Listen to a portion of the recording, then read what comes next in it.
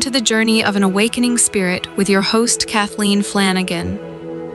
The Journey of an Awakening Spirit is about teaching you a variety of tools that you can use to step into your true self. It is about self-discovery, realizing you are not alone on your journey. We will open the phone lines, give readings, and talk about what our listeners want to know. So please welcome the host of The Journey of an Awakening Spirit, Kathleen Flanagan.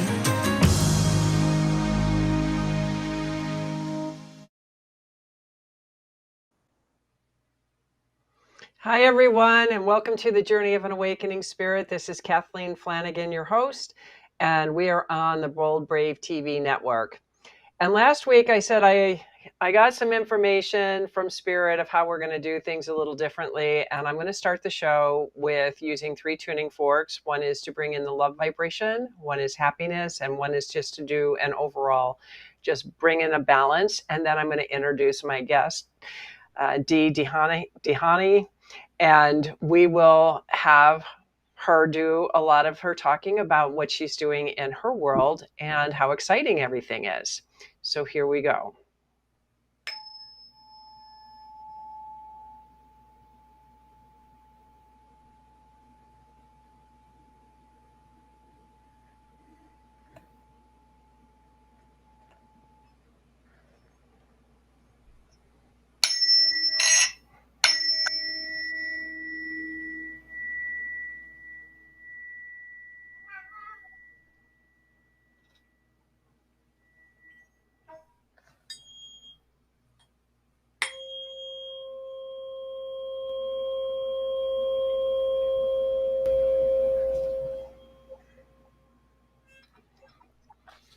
Well, today, Dee considers herself as an investor, a facilitator, and a change agent for the design and development of nature-based solutions in West Africa that mitigate the impact of climate change and support economic development.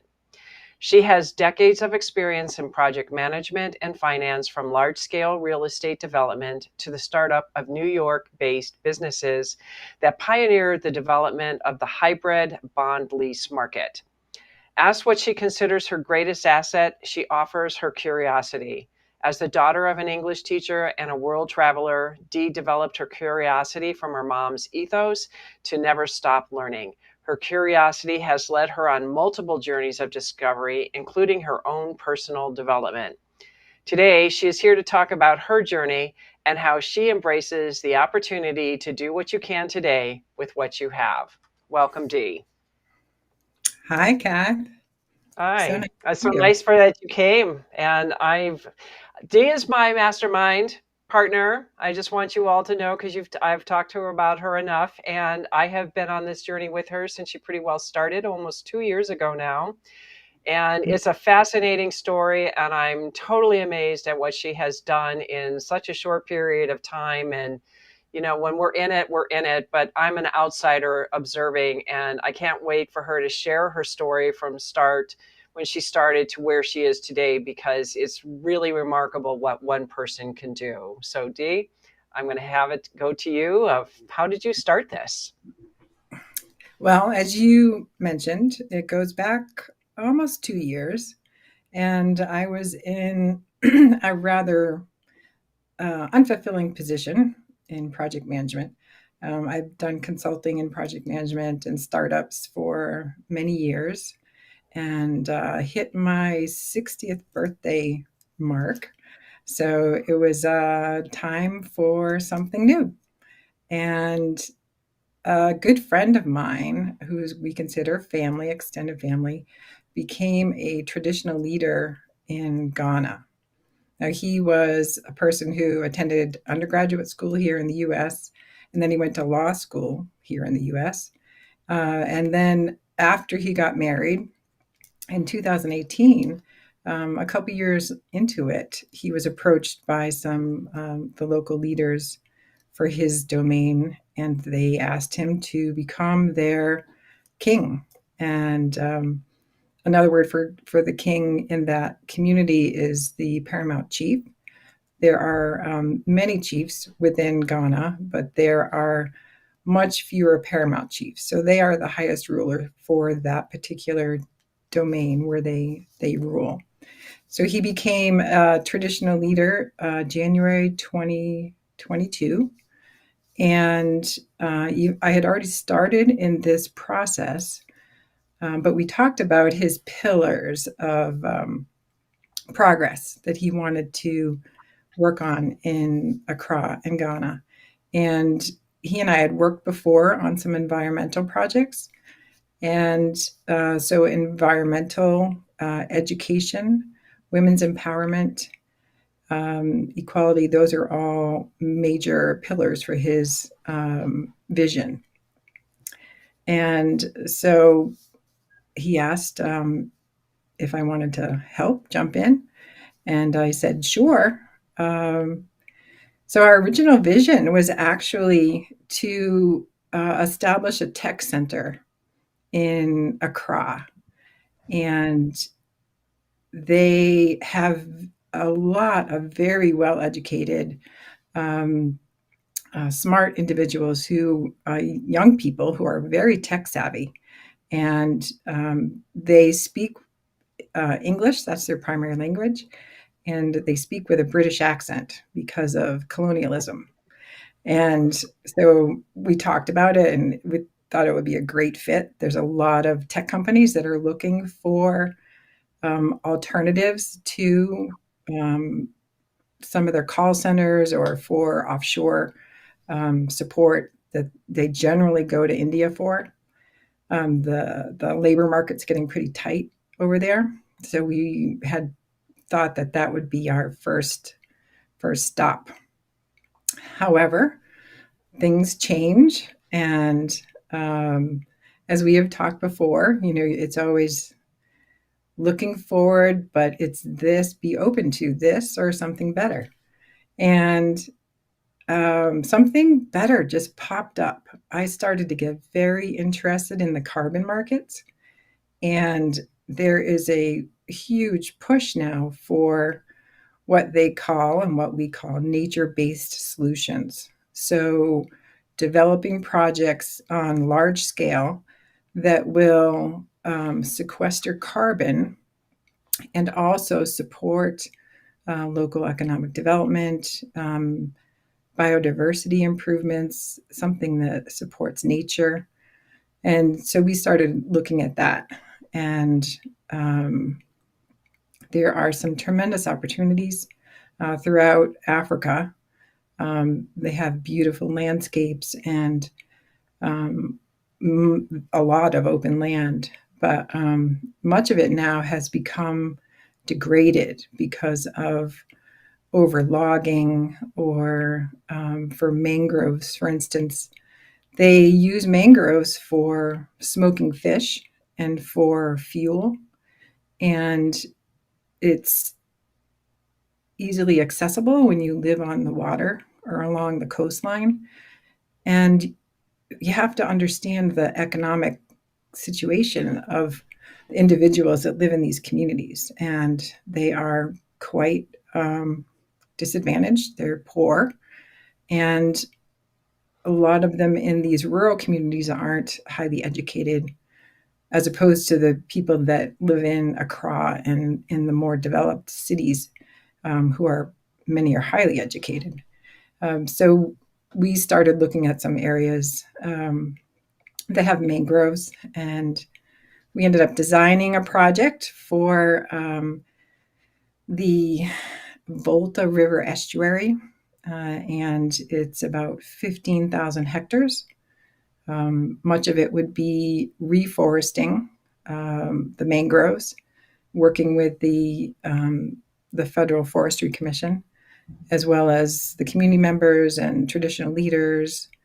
And it's been a really interesting journey. We have had many delays and many frustrations, but those frustrations all turned out to be quite positive because the projects have actually evolved from there. And now we have multiple projects that are still in design. We're still waiting on funding, but I'm very positive about moving forward with them. And the delays have actually helped us to further refine what will be beneficial to the communities. And that has been a really interesting learning process for me. So now we have not just a mangrove project that is designed, and there's pretty extensive interest from multiple investors. Blue carbon is what is the moniker for work in the coastal areas with mangroves. Sea kelp and salt marshes also come into that category. But we're particularly working on the mangroves in some areas that are already supposed to be conservation areas, but given the economics in the lack of infrastructure, it's very challenging to continue the conservation efforts in these communities. And having had the privilege of being boots on the ground and seeing these things up close and in person, it's quite remarkable. I mean, I really couldn't put it all together in my mind about why they're doing this, with the mangroves and not conserving these areas that have been identified by global organizations as conservation areas. And it's simply economics. I mean, we can't fathom from the United States what it's like there, trying to make a living and even just to survive.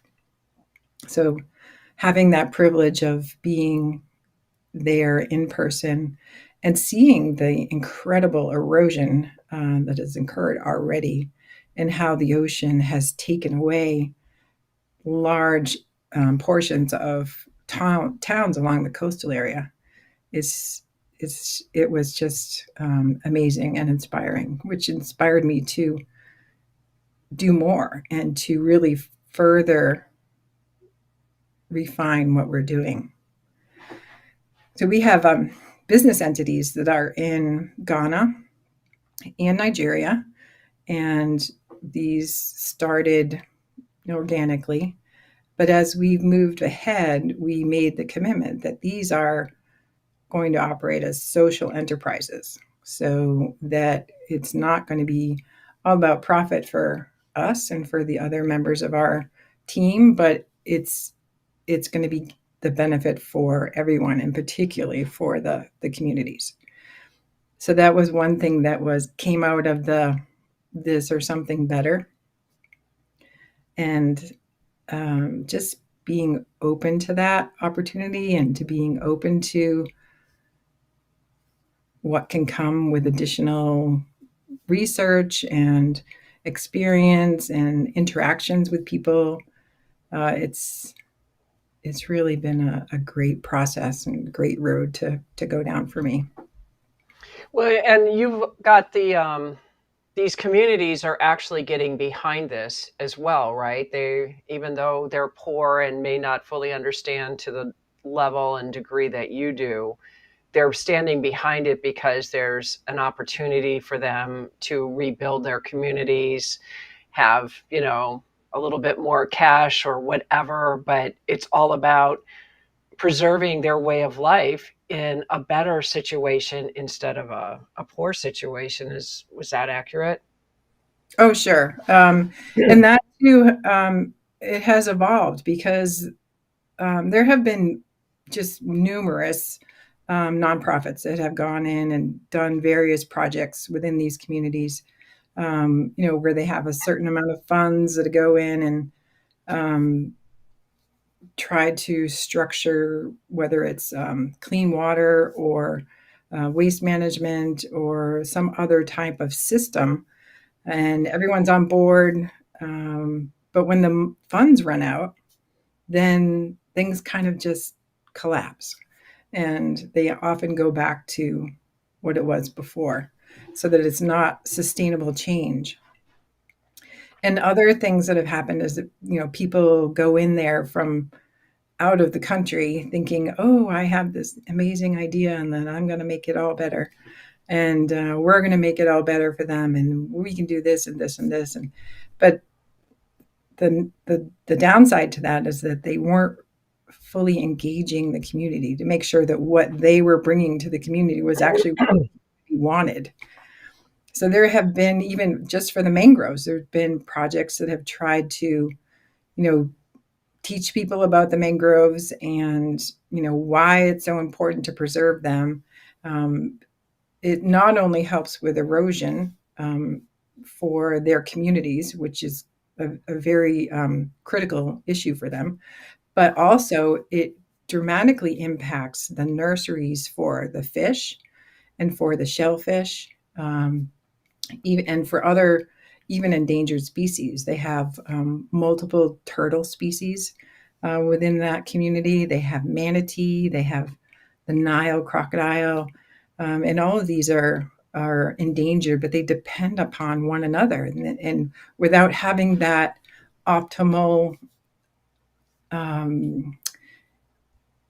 interwoven biodiversity, that things can just collapse. So they've seen with fewer mangroves, they've seen a significant decline in their fish population.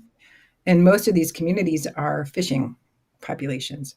They also do shellfish, and so they smoke their oysters, or what they're harvesting. It's mostly oysters, and they smoke the fish.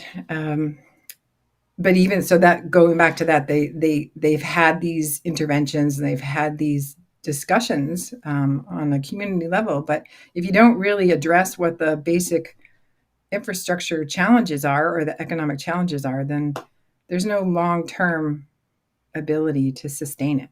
And these people have to feed their families, they have to feed themselves, and we can't fault them for just doing what they have to do to survive. So it's very timely. Well, actually, it's been around for quite a while, but the UN, through the Kyoto Protocol, provided this mechanism for carbon credits, which are valued at a certain dollar amount based on how much carbon this land is sequestering, and that large corporations, based on a lot of social pressure, economic pressure, as well as legislative pressure, like in the EU and Australia, they have to do carbon offsets for whatever they can't manage internally to address what these organizations are contributing to greenhouse gas emissions. Well, with that, we're going to take a quick break, and so hold your thought and we'll get back with that. Okay. Thank you. What if there were a super tiny device that could diagnose the brain and is smaller than a single human hair? What if you could see inside the brain to help an epilepsy patient during surgery, or to help the fight against Parkinson's disease? Dr. Patricia Broderick is proud to announce the Broderick Probe, a biomedical and electronic breakthrough. Imagine a probe to help with the understanding and potential cure of brain-related diseases. To learn more, listen live to the Easy Sense radio show with host Dr. Broderick, Wednesdays 7 p.m. Eastern on the Bold Brave Media Network and TuneIn Radio. And to help support the Broderick Foundation, please go to EasySense.com and learn how, with your help, we can fight these horrific brain disorders. Author, radio show host, and coach John M. Hawkins reveals strategies to help gain perspective, build confidence, find clarity, achieve goals. John M. Hawkins' new book, Coached to Greatness: Unlock Your Full Potential with Limitless Growth, published by iUniverse. Hawkins reveals strategies to help readers accomplish more. He believes the book can coach them to greatness. Hawkins says that the best athletes get to the top of their sport with the help of coaches, mentors, and others. He shares guidance that helps readers reflect on what motivates them. Rediscover and assess their core values, philosophies, and competencies. Find settings that allow them to be the most productive and track their progress towards accomplishing goals. Listen to John Hawkins' My Strategy, Saturdays, 1 p.m. Eastern on the BBM Global Network and TuneIn Radio.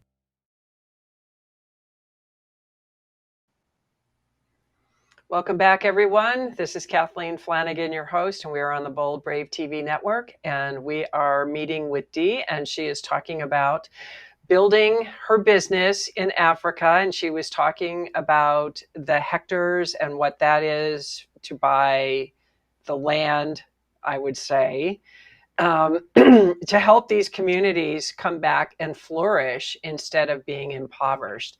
And and so it's, you know, aside from all the political stuff she has to deal with and all of that, it's just amazing what she's done. And if you want to continue as far as how you've worked through a lot of those issues, because I know you've had some political issues that you deal with sometimes as well, and you know how we get through something on having big dreams.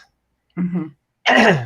Yeah, there's definitely a lot of political issues, but when I have conversations with people in Ghana or Nigeria, I tell them we have political issues here as well. Some of their challenges are a little bit more overt and blatant than ours are, but we have similar challenges.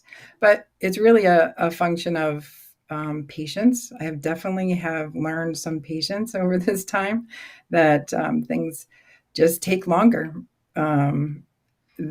There was I met with a traditional leader when I was looking at some land, and he was quite funny. He said to me, I know you think that we are crawling and crawling and crawling, but you have to know that in our minds, we are running as fast as we can. I thought that was so insightful. What his understanding was of, we just do things much faster. And so you have to just kind of step back and let some of these wheels move on their own without getting frustrated. But we have a project that's in Nigeria that is very convoluted. It's large. It's 80,000 hectares, which is almost 200,000 acres. And we're working on bamboo and regenerative agriculture plans in this community, or the multiple communities, I should say, for all that land. And we are just now at the MOU point, which is a year later. So I went there in Nigeria. I was in Nigeria, actually, in October last year, and met with the governor in this particular state where we're working, and he was very supportive. And then we met with their commissioners the next day, and they were all supportive, and they expressed what their requirements would be, which are perfectly reasonable. And then I went and met with the traditional leaders. So I actually had an opportunity to meet with the Tortive, who is the king of this very large Christian-led group that have people worldwide. And so he is the king of these millions and millions of people. And below him, he has some other sub-kings. And I met with some of them. So they're also kind and welcoming and very encouraging about moving this forward. But here we are now, where we probably won't even have a signing until at least another month. But that's just how it goes. They recently had elections in Nigeria, so they have a new president, and they have a new governor in the state where we're working. and the way things work in Nigeria are very different than the way things work in Ghana. So you have to learn all those different pieces. But fortunately, in both areas, we have great team members who are native to the country and have a lot of insight and experience to guide me through the process. I'm the only non-African in our team, so it's that too has been very interesting and a privilege for me. So how do you manage working with two countries like that are very different as far, I mean, they're similar, but they're different in what you're trying to accomplish? Because neither one of them are small areas that you're working with. It's just a matter of time getting to understand how the various players work. And I have to depend on the team to give me the insight to the appropriate protocols for these particular areas. So how did you find all your team members? Because I was pretty impressed when I saw the website that you guys have put together. I was very impressed with your team members. So how did you find all of those people? Well, they actually found me. So Standard Blue Investments is the company that I started with my extended family member, friend, Bernard Botchway, who is the traditional leader of OSU in Accra. So he and I put together a team based on a number of people that were already on his team for his royal duties. And so we have people who are really very supportive of his goals. And a lot of them, didn't even get paid for the longest time. They were just doing it out of their own passion for things getting better. And then I was able to witness a lot of that in person on the multiple trips I've had over there. And so Bern and I talked about it and really discussed the people in appropriate positions for them based on their strengths. So that one was actually pretty easy. But the other organization that I work with is Afro Decarbonization Corporation, and they already had their team set up. I was kind of one of the last people to the table, and we kind of met this random opportunity that I had been working with another large corporation to talk about carbon credits. They were manufacturing global entity that's based in Chicago. And in our discussions, they said, oh, I just had a meeting with this person. So it happened to be Dr. Victor Udo, who is the chairman of Afro Decarbonization. And we ended up connecting. And I told him I was going to Ghana. And we organized a sustainability conference that was held last August, where there were multiple traditional leaders present and other government leaders were there. And then after my second trip, when I went to Nigeria, that's when we were able to identify 80,000 hectares. And they asked me to join them and be their chief operating officer. So things just kind of evolved. Yeah, I know every time we've had conversations and we go through things and, we have issues at times with, we're not thinking big enough. I remember having a conversation once where somebody told you weren't asking for enough money. And how did you handle that one when somebody said that to you when you thought you were dreaming big enough for what you needed, but then somebody says, but you could go bigger? Mm-hmm. Yeah, I got a lot of feedback from people on the investor side that, we really need to scale. That was the common word, scale, in order for it to be impactful on an investment side. And so we're at the point now, actually, we've kind of revised our approach so that we've designed pilot programs both in Nigeria and Ghana.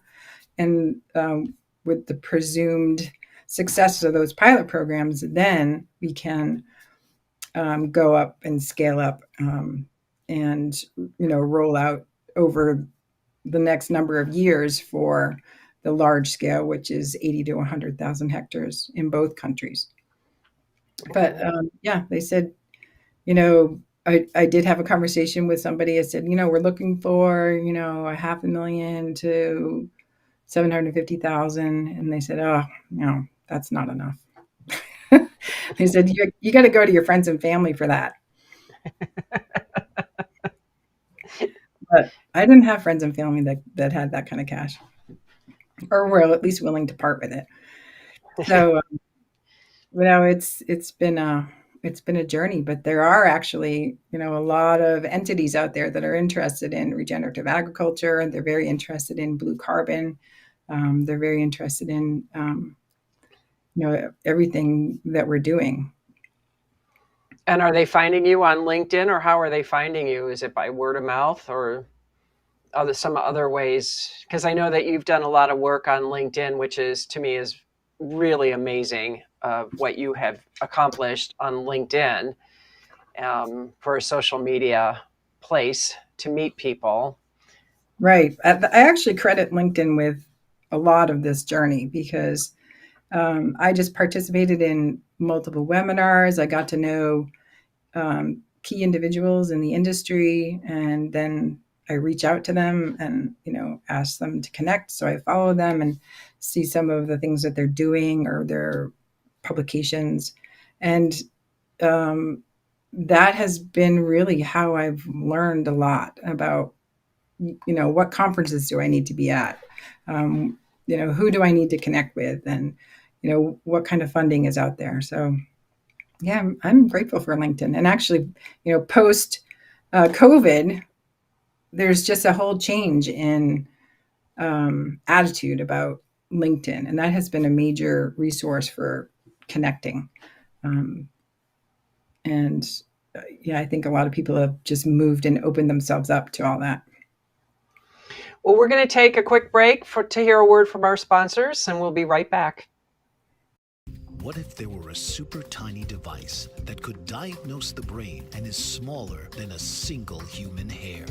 What if you could see inside the brain to help an epilepsy patient during surgery, or to help the fight against Parkinson's disease? Dr. Patricia Broderick is proud to announce the Broderick Probe, a biomedical and electronic breakthrough. Imagine a probe to help with the understanding and potential cure of brain-related diseases. To learn more, listen live to the Easy Sense radio show with host Dr. Broderick, Wednesdays 7 p.m. Eastern on the Bold Brave Media Network and TuneIn Radio. And to help support the Broderick Foundation, please go to EasySense.com and learn how, with your help, we can fight these horrific brain disorders. That's EasySense.com. Author, radio show host, and coach John M. Hawkins reveals strategies to help gain perspective, build confidence, find clarity, achieve goals. John M. Hawkins' new book, Coached to Greatness: Unlock Your Full Potential with Limitless Growth, published by iUniverse. Hawkins reveals strategies to help readers accomplish more. He believes the book can coach them to greatness. Hawkins says that the best athletes get to the top of their sport with the help of coaches, mentors, and others. He shares guidance that helps readers reflect on what motivates them, rediscover and assess their core values, philosophies, and competencies, find settings that allow them to be the most productive, and track their progress towards accomplishing goals. Listen to John Hawkins' My Strategy, Saturdays, 1 p.m. Eastern on the BBN Global Network and TuneIn Radio. Welcome back, everyone. I'm Kathleen Flanagan, your host, and we are streaming on the Bold Brave TV network. And we are talking to Dee, and we are going to shift just a little bit and just talk about all the things that she did to stay the course when things may not have looked as pretty, or she got really frustrated, or whatever happens on our journeys when we have a huge, massive goal. So I know that there are times when you're all gung-ho and everything's good, and then it's like this stop. I mean, we know that patience is like the biggest thing that you've had to learn over here, dealing with a totally different culture of people. How they operate in the world is not like how we operate in the United States. So how did you work through, I mean, aside from just the cultural differences, but how did you deal with your own struggles with wanting to move faster than you could and just having to be patient? Well, for a while, I had times where I was just frustrated and got angry, and then had, that little voice inside says, "Oh, this is stupid. Why are you even doing this?" And then, um, I think we've talked about that there's, the four quadrants of life of vocation and relationships and health and well-being and, um, you know, Relationships. and freedom. Yeah. Freedom, yeah. Time and So money freedom. this has been my vocation, and I've been very focused on that. And it got to the point where, I was really noticing the frustration, but there was absolutely nothing I could do about that on the vocation side, because, if, for instance, in Nigeria, they had their elections, and the governor's elections weren't until March, and even because of their issues, it got delayed a week, and then they don't install the new governor till May, and then the new governors don't install their cabinet until the end of July. My God. And so we're all waiting on this so we can move our memorandum and of understanding forward, our MOU. And so I'm like, okay, well, they have the information. There's not a lot more I can do. It's just a waiting game. So I just consciously shifted to focus on other things. And so that was my relationships and health and well-being. And they actually kind of merged together. So I made a plan to schedule walks or hiking with a friend every single day. So it was Monday through Friday. I would have somebody to go walk this 3-mile loop I do, or to hike our local mountain that is, a 3-hour adventure or so. And that was really, I was really happy that I was aware enough to just let it go. And now things are moving forward, and excuse me, I'm still working on the walking and the hiking, because I've had this great opportunity to get to know some of my women friends a lot better. And then my dogs are very happy too, because I get to take them on the walks.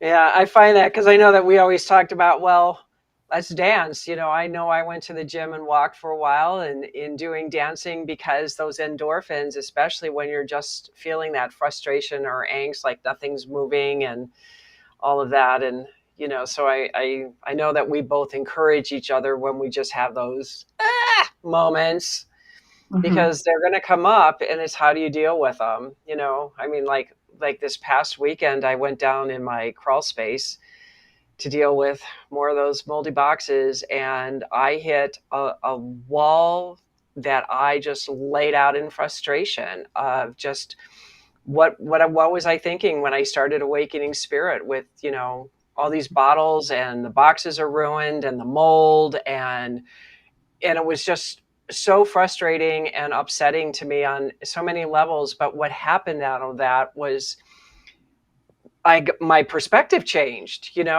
It just, like, I got dreams. I had some dreams that were like telling me about things, and there's a marriage coming in, and not a physical marriage on the planet, more of a spiritual marriage of things that are shifting and changing because of it. But I'm able to talk to people and help just get the angst out sometimes, because it was a big shift. And then I read something where it said, when things pile up like they have with my basement, they pile up, but be prepared, because that means that everything else is ready to shift. It's like and I've been saying that, like, all this stuff is coming down and piling down, but it's how you deal with it, how you move through it. And it's the prelude to something magnificent coming. So, I use that to hold onto things as well. Yeah. Yeah. I think that's right on. And I'm glad you mentioned the dancing, because that is just such a benefit, I think, to me individually. And I would just encourage anybody that needs a break. You just go and either put your headphones on or blast your music in your room and just go wild.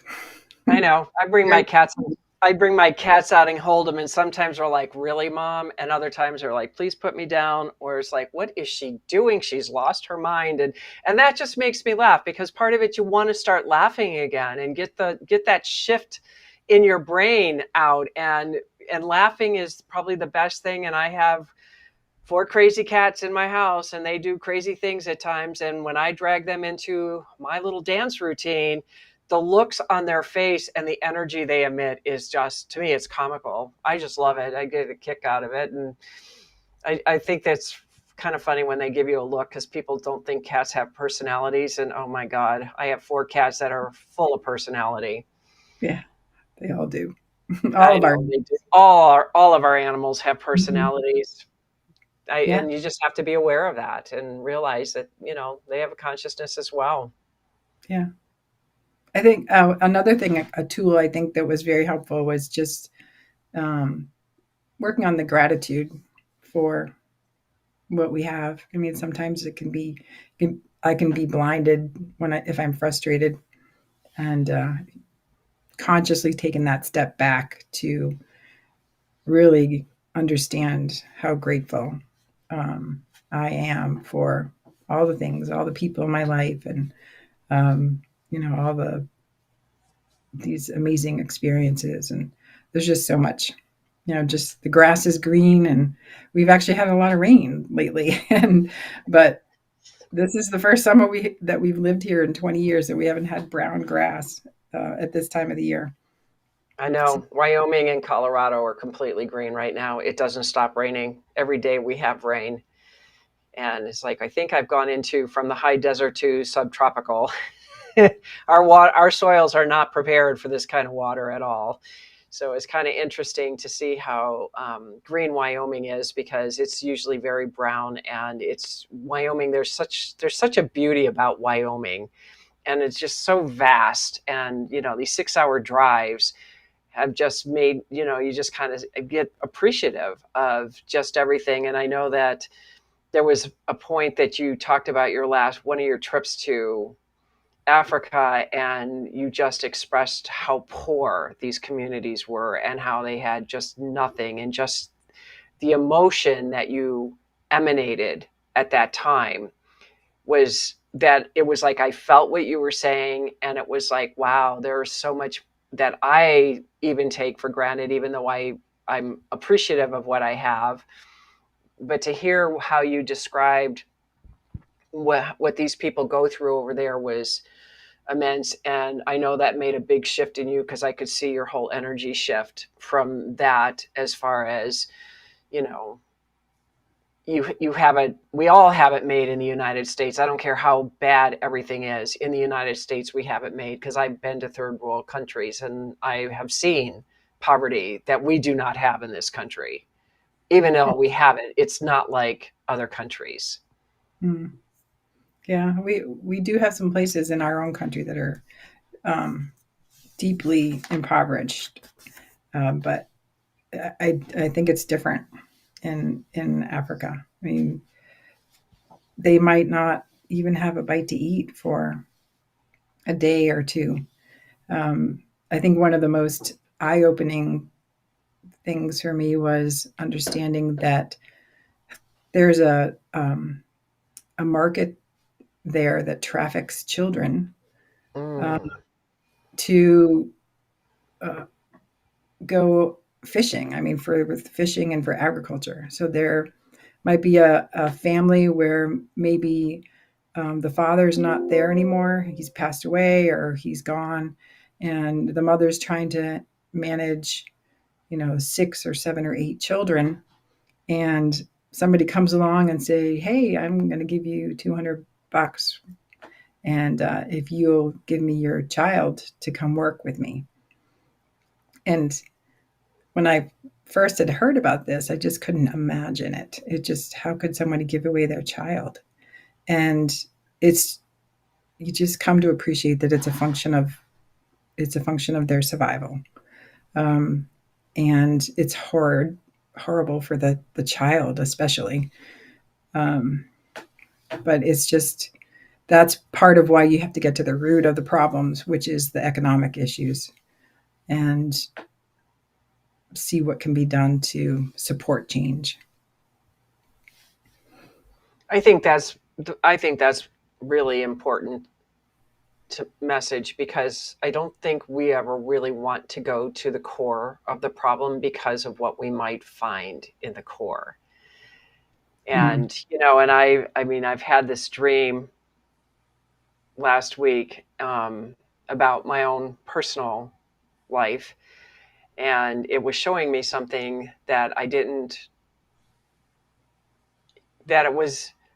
accepted it because it was in my dream. If I heard it any other way, I don't know if I would have believed it, of how the message was being delivered about the abuse in my life and who it was, and that it went further than I realized. And, and I was numb and I had no emotion attached to it, but it's like, there's a reason I'm being shown this, for something bigger. There's more to what happened besides to me, that it went further with the person I didn't expect. So, and I know that it's like, okay, this is okay. I'm fine with it. I'm not going to do much about it because I don't know what to do. And besides, she's dead. So there's nothing I can do. But the whole point is, it's like, keep going deeper and learning, so I can become that better person. Because, if we're wounded people, we're going to keep reacting to that wound. So it's about the healing of the deep traumas. And when you're in a culture like that, there is a lot of trauma going on. And we're going to take a quick break to hear from our sponsors, and we'll continue on this because I want to hear your opinion. Okay. What if there were a super tiny device that could diagnose the brain and is smaller than a single human hair? What if you could see inside the brain to help an epilepsy patient during surgery, or to help the fight against Parkinson's disease? Dr. Patricia Broderick is proud to announce the Broderick Probe, a biomedical and electronic breakthrough. Imagine a probe to help with the understanding and potential cure of brain-related diseases. To learn more, listen live to the Easy Sense radio show with host Dr. Broderick, Wednesdays 7 p.m. Eastern on the Bold Brave Media Network and TuneIn Radio. And to help support the Broderick Foundation, please go to EasySense.com and learn how, with your help, we can fight these horrific brain disorders. Author, radio show host, and coach John M. Hawkins reveals strategies to help gain perspective, build confidence, find clarity, achieve goals. John M. Hawkins' new book, Coached to Greatness: Unlock Your Full Potential with Limitless Growth, published by iUniverse. Hawkins reveals strategies to help readers accomplish more. He believes the book can coach them to greatness. Hawkins says that the best athletes get to the top of their sport with the help of coaches, mentors, and others. He shares guidance that helps readers reflect on what motivates them. Rediscover and assess their core values, philosophies, and competencies. Find settings that allow them to be the most productive and track their progress towards accomplishing goals. Listen to John Hawkins' My Strategy, Saturdays, 1 p.m. Eastern on the BBM Global Network and TuneIn Radio. Welcome back, everyone. This is Kathleen Flanagan, your host, and we are on the Bold Brave TV network. And during the break, Dee and I were just talking briefly about what we ended the topic with, as far as dealing with the traumas and abuses. And the one thing she did mention is the infrastructure is what's really bad, and the corruption that is actually in Africa, which is no different than the rest of the world. But how she's trying to circumvent that and the plans of how they're going to try to help these communities without necessarily having the government take. So if you want to elaborate on that a little bit more, that'd be great. Yeah, To sure. empower that. What? Sorry? It's about empowering the community. Right. And taking ownership of their land. I don't know, some people might have heard there's a lot of talk about making sure that indigenous communities have the input for their own direction and to respect the individuals within their communities. They have a wealth of knowledge and experience, and they've been there for generations. So, I mean, going back to the mangrove issue, one of the things that we have in our project is that we're working with one of the local universities, a tech university, and they are going to be funded to go into the communities and then sample the mangroves, because in particular they use the red mangrove for this fish smoking, and scientifically evaluate what it is, at least try to identify what it is in the mangroves that creates this unique outcome for the fish. So, a lot of other times they've had these like these woodlots that were established so that people could use the woodlots for the fish smoking instead of the mangroves. But the woodlots are too far away for them to get to. People don't have cars, and they can't walk that far and then carry wood back to where they live. And that even if they did have the wood, it doesn't have the same unique outcome, and which is this really shiny, not blackened coating on the fish, and it gives it a bit of a sweet flavor. And so when I learned all that, I was thinking, okay, we can't tell them they can't use the mangroves unless we have no, we can never tell them actually. But, if we're going to hope that they will stop doing that, then we have to work with them to find an alternative that's acceptable.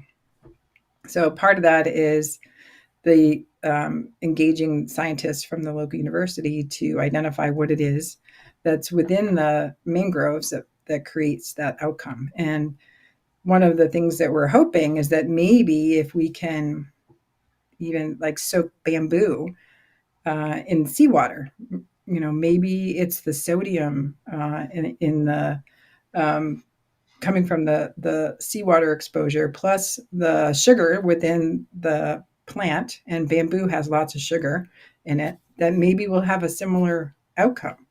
So, we don't know, but at least it's an attempt to figure it out.